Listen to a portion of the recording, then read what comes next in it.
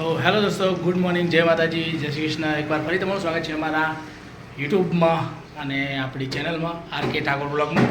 તો દોસ્તો, આજના બ્લોગમાં આપણે કંઈક નવું કરવા જઈ રહ્યા છીએ. એકચ્યુઅલી આપણું ઘર તમને ના ખ્યાલ હોય તો રોડ ઉપર જ છે, રોડની એક્ઝેક્ટ બાજુમાં છે. અને રોડ પર હોય એટલે તમને ખબર છે કે કેટલા સાધન જાય અને કેટલી બધી ધૂળ ઉડે. તો પછી આપણે ધૂળ બધી ઘરમાં આવે છે, આપણું લેપટોપ બી ખરાબ થાય છે અને ઘરમાં બધી વસ્તુ બી ધૂળ ધાણી થઈ જાય છે. તો આપણે એના સોલ્યુશન માટે જે અહીંયા બારી છે, તો બારી માટે પડદો બનાવીશું આજે, અને દરવાજા માટે બી પડદો બનાવીશું. એક મિનિટ, એક્ટરને જતું રહેવા દઈએ આપણે. તો આપણે બારી માટે પડદો બનાવીશું અને આપણા દરવાજા માટે બી એક સારો પડદો બનાવીશું. તો સાડીમાંથી, ગમે તે ઘરની એકાદી સાડીમાંથી પડદો બનાવી અને તમને દેખાડીએ કેવો બને છે પડદો. તો બને રહ્યો આજના બ્લોગમાં. જય માતાજી. હા કરો ચાલુ. હા તો હું દેખાવું, હા હું દેખાવું. હા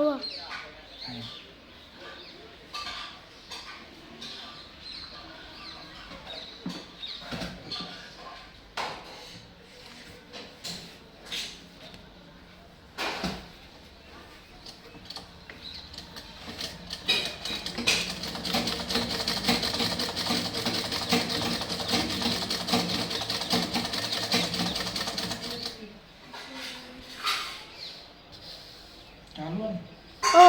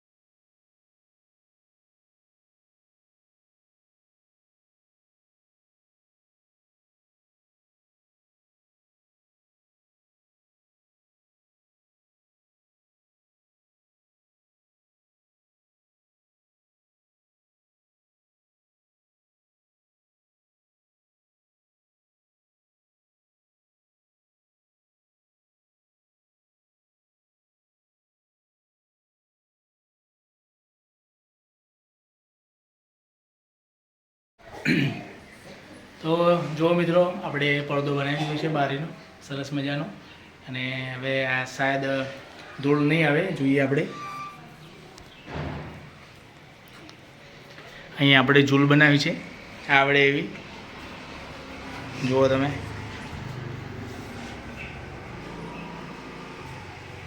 કેવો બને પડદો? સારો બને ભાઈ?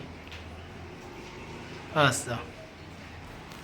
તો હવે દરવાજાનો પડદો બી જોઈએ. બારીનો પડદો બી થઈ ગયો છે અને દરવાજાનો પડદો બી થઈ ગયો છે. પણ દરવાજાના પડદાને એકચ્યુઅલી અહીંયા બહાર, અહીંયા અને ત્યાં સામે ખીલી મારીને લગાવવાનું છે. અત્યારે ખાલી તમને દેખાડવા માટે દરવાજામાં ભરાયો છે. તો એ બી પડદો થઈ ગયો છે. આ ઝૂલ નીચે અહીંયા ત્યાં ઉપર ભરાવશું એટલે કમ્પ્લીટ થઈ જશે. તો તમે જોયું કે આપણે આજના વિડીયોમાં ઘરની સેફટી માટે પડદા બનાવ્યા. આવા નવા બ્લોગ જોવા માટે અમારી ચેનલને સબસ્ક્રાઈબ, લાઇક, શેર અને સબસ્ક્રાઈબ કરી દેજો.